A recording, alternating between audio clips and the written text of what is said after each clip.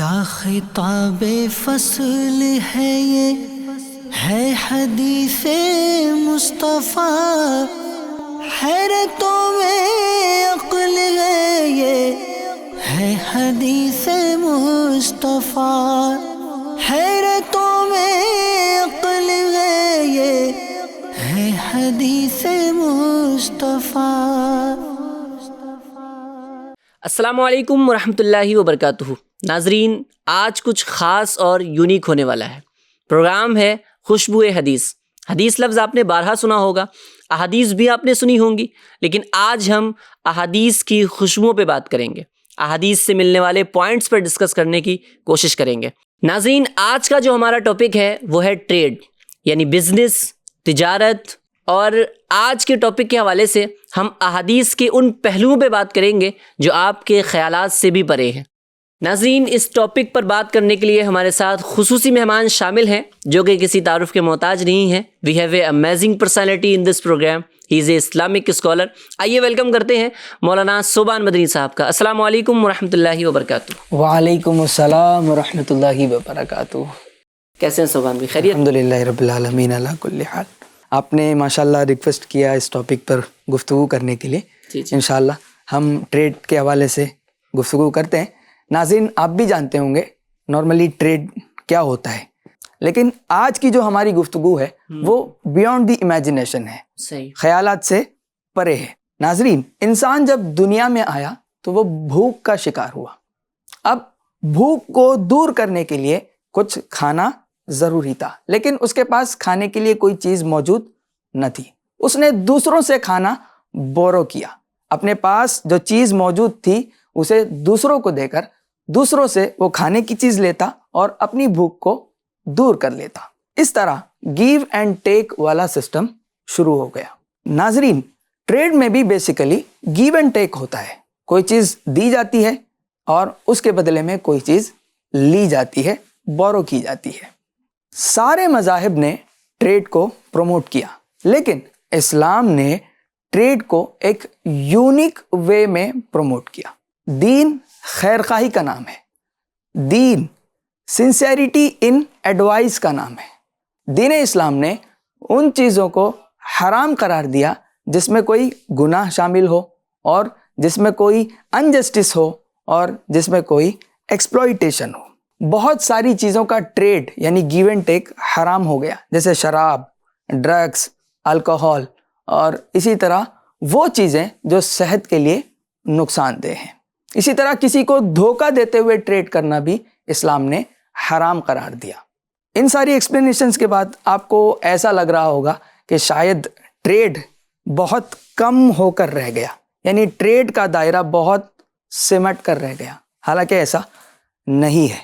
دین اسلام کے جو بانی ہیں پروفیٹ محمد صلی اللہ تعالیٰ علیہ وسلم نے بھی ٹریڈ کیا ہے۔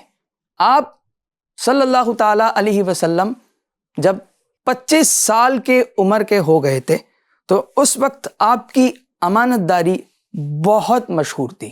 لوگ آپ کو امین کہہ کر پکارتے تھے، لوگ آپ کو صادق و امین سے جانتے تھے، حتیٰ کہ دشمن بھی آپ کے پاس امانت رکھ کر جایا کرتے اور واپس سلامت پاتے۔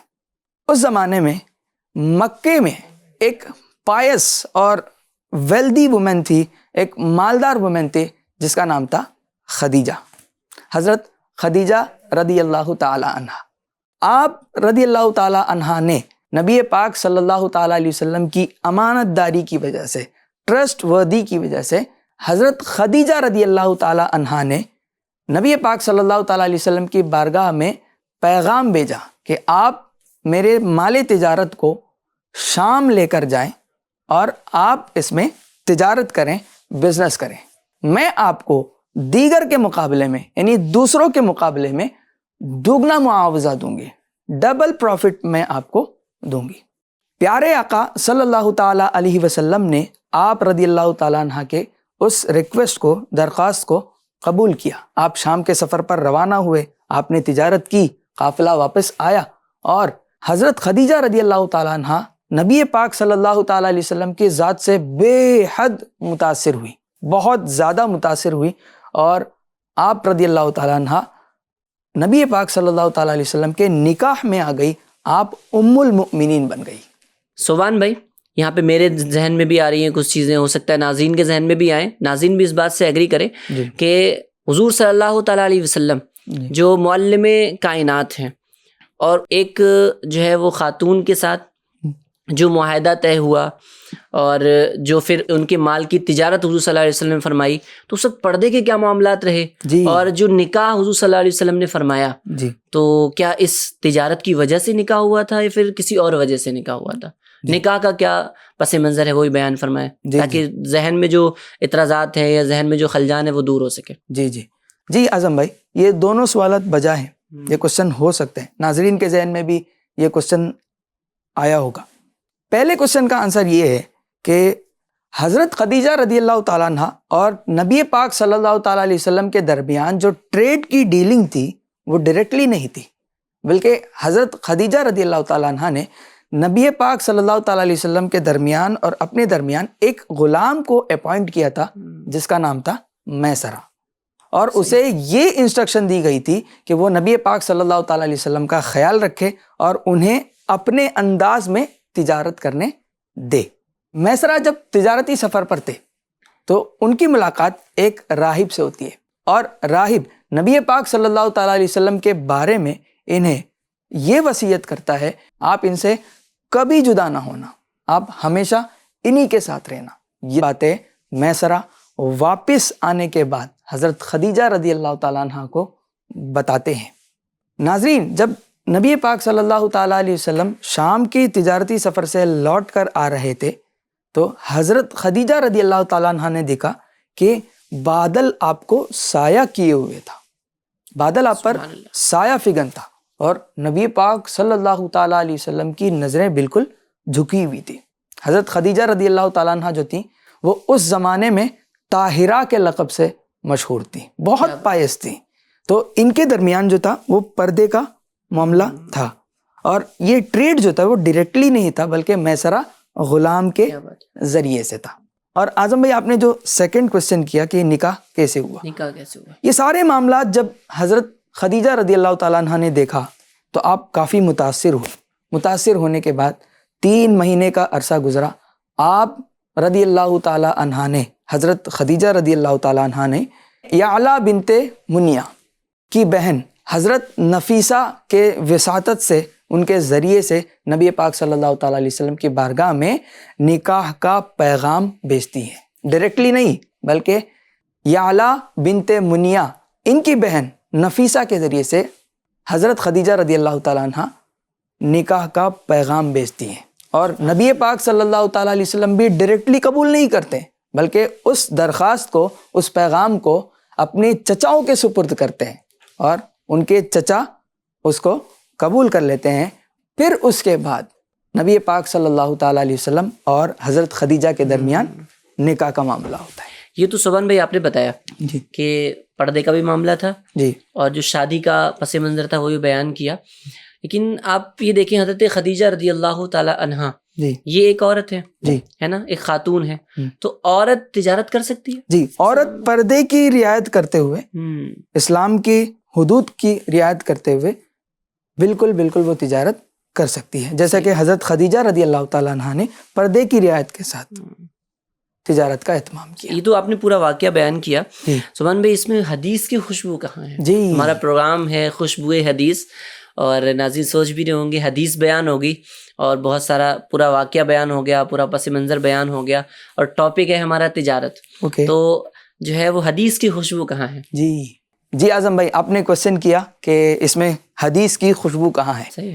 نبی پاک صلی اللہ تعالیٰ علیہ وسلم سے حضرت خدیجہ کا متاثر ہونا یہ امانت داری کی وجہ سے تھا. تو آئیے انشاءاللہ مزید ڈیٹیلز ہم سلائیڈ سے انشاءاللہ سننے کی سعادت حاصل کرتے ہیں. ٹریڈ کے بارے میں ناظرین ہم نے ڈسکس کیا تھا کہ یہ ایک واسٹ ٹاپک ہے, تو بہت سارے ڈپارٹمنٹس میں سے ٹریڈ جو ہے وہ اخلاقیات یعنی ایتھکس, اور معاشرت یعنی سوسائٹی افیئرس, اور معاملات یعنی engagement in dealing, in 3 departments کو سمویا ہوا ہے. یہ 3 ڈپارٹمنٹس ٹریڈ کے اندر آتے ہیں. اس میں سے ایک پرنسپل ہے ناظرین امانت داری. تاجر یعنی جو ٹریڈ کرنے والا ہے, تجارت کرنے والا ہے, اس کو امانت دار ہونا بہت ضروری ہے, کیونکہ وہ دوسروں سے ڈیل کرتا ہے, دوسروں کے ساتھ انگیج رہتا ہے اور سوشل ایکٹیویٹی وہ کرتا ہے, تو کچھ اخلاقیات کا اس کو خیال رکھنا بہت ضروری ہے. ایک حدیث پاک ہے, اس حدیث پاک کو بھی میں انشاءاللہ آپ کے سامنے اوپن کر کے دکھاتا ہوں. حدیث پاک میرے سامنے ہے. ان ابی سعید قال قال رسول اللہ صلی اللہ علیہ وسلم التاجر الصدوق الامین مع النبیین والصدیقین والشہداء. ابو سعید خدری رضی اللہ تعالیٰ عنہ سے مروی ہے, نبی پاک صلی اللہ تعالیٰ علیہ وسلم فرماتے ہیں کہ سچا اور امانت دار تاجر انبیاء, صدیقین اور شہداء کے ساتھ ہوگا. قیامت کے دن سچا اور امانت دار تاجر جو ہوگا وہ انبیاء کرام اور صدیقین اور شہداء کے ساتھ ہوگا. اس حدیث پاک سے پتہ چلتا ہے کہ تمام پیشوں میں تجارت یعنی بزنس کرنا, ٹریڈ کرنا, یہ اعلیٰ پیشہ ہے. اعلیٰ پیشہ کیوں نہ ہو, انبیاء کرام علیہ الصلوۃ والسلام نے بھی اس تجارت کو اپنایا ہے اور تجارت کی ہے. حضرت آدم علیہ نبینا علیہ الصلوۃ والسلام کے بارے میں آتا ہے کہ حضرت آدم علیہ نبینا علیہ الصلوۃ والسلام جو ہے وہ کھیتی کا بزنس کیا کرتے تھے. خود نبی پاک صلی اللہ تعالیٰ علیہ وسلم بھی بزنس کیا کرتے تھے. اسی طرح اس حدیث پاک کی تشریح میں یہ بھی لکھا ہے کہ سب سے افضل غلے کی کھیتی کرنا ہے, اور پھر اس کے بعد کپڑوں میں تجارت کرنا اس کے بعد افضل ہے, پھر اس کے بعد عطر میں تجارت کرنا افضل ہے. ناظرین, جب ہم ریپیٹڈلی گیو اینڈ ٹیک کرتے ہیں اور نفع نقصان ہونے لگتا ہے تو انسان ایک دوسرے کو دھوکہ دے بیٹھتا ہے. تو اس پرنسپل کا بھی ہمیں خیال رکھنا چاہیے. ہماری جو تجارت ہے وہ دھوکے سے خالی ہونی چاہیے. دھوکے سے ریلیٹڈ ایک اور حدیث پاک میں آپ کو بتاتا ہوں. حضرت ابو ہریرہ رضی اللہ تعالیٰ عنہ سے یہ حدیث پاک مروی ہے. یہ حدیث پاک مسلم شریف کے اندر مذکور ہے اور حضرت ابو ہریرہ رضی اللہ تعالیٰ عنہ سے مروی ہے. اس کا ترجمہ ناظرین میں آپ کو بتاتا ہوں کہ نبی پاک صلی اللہ تعالیٰ علیہ وسلم ایک مرتبہ غلے کے پاس سے, گندم کے غلے کے پاس سے گزرتے ہیں. پھر نبی پاک صلی اللہ تعالیٰ علیہ وسلم اس غلے والے سے پوچھتے ہیں ما ھذا یا صاحب الطعام, اے غلے والے یہ کیا ہے؟ وہ شخص کہنے لگتا ہے اصابتہ السماء, بارش کی وجہ سے یہ غلہ گیلا ہو چکا ہے. تو نبی پاک صلی اللہ تعالیٰ علیہ وسلم کہتے ہیں تو اس گیلے غلے کو آپ نے اوپر کیوں نہیں رکھا, سوکھے غلے کو آپ نے گیلے غلے کے اوپر کیوں ڈالا؟ پھر نبی پاک صلی اللہ تعالیٰ علیہ وسلم ارشاد فرماتے ہیں من غش فلیس منی, جو دھوکہ دے وہ مجھ سے نہیں. ایک روایت میں آتا ہے کہ من غشنا فلیس منا, جو دھوکہ دے وہ شخص ہم میں سے نہیں ہے. اس حدیث پاک سے اور بھی بہت سارے مسائل ثابت ہوتے ہیں. آئیے اس کو بھی میں بیان کرتا ہوں. کسی چیز میں عیب پیدا کرنا بھی جرم ہے, نمبر ایک. اور دوسری بات یہ ہے کہ قدرتی عیب کو چھپانا بھی جرم ہے. اس شخص نے خود سے غلے میں عیب پیدا نہیں کیا تھا, بلکہ آسمان سے جو بارش ہوئی تھی اس کی وجہ سے عیب پیدا ہوا تھا. تو جو قدرتی عیب ہے اس کو چھپانا بھی یہ بہت بڑا جرم ہے. اس حدیث پاک سے ایک اور اہم بات پتہ چلتی ہے کہ حاکم کا بازار میں گشت کرنا, ترازو اور دیگر جو چیزیں ٹریڈ کے لیے, بزنس کے لیے ضروری ہیں, ان کی تحقیقات کرنا بھی یہ نبی پاک صلی اللہ تعالیٰ علیہ وسلم کی سنت ہے. آج کے زمانے سے اگر ہم اس کو ریلیٹ کرتے ہوئے چلیں تو آج کل بہت سارے بزنسز چل رہے ہیں. تو جو حاکم ہیں, جو سپیریئر ہے, جو بزنس کو لیڈ کر رہا ہے, اس کے لیے ضروری ہے کہ وہ امپلائیز کی تفتیش کرے. کہیں نہ کہیں ایسا ہو سکتا ہے کہ وہ خود تو دھوکہ نہیں دینا چاہتا, خود حاکم دھوکہ نہیں دینا چاہتا, کہیں ایسا نہ ہو کہ امپلائیز نفع کے چکر میں کہیں کسٹمر کو دھوکہ تو نہ دیا جا رہا ہو.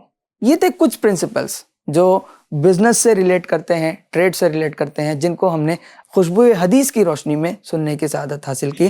مزید پرنسپلز انشاءاللہ ہم اگلے ایپیسوڈ میں کلیئر آؤٹ کریں گے. امید ہے اعظم بھائی میں نے آپ کے queries کو کلیئر آؤٹ کیا ہوگا. بہت شکریہ سبحان بھائی، جزاک اللہ. ناظرین اکرام، یہ تھے احادیث کی روشنی میں ہم نے ٹریڈ کو، بزنس کو سمجھنے کی کوشش کی. انشاءاللہ ہم اس پر عمل کرنے کی کوشش کریں گے، اور نیکسٹ ٹائم پھر ایک نئے ٹاپک کے ساتھ، نئے موضوع کے ساتھ پھر ملاقات ہوگی. دعاؤں میں یاد رکھیے، اپنا بے حد خیال رکھیے. السلام علیکم ورحمۃ اللہ وبرکاتہ. کیا خطاب فصل ہے یہ، ہے حدیث مصطفیٰ، حیرتوں میں عقل ہے یہ، ہے حدیث مصطفیٰ، حیرتوں میں عقل ہے یہ، ہے حدیث مصطفیٰ.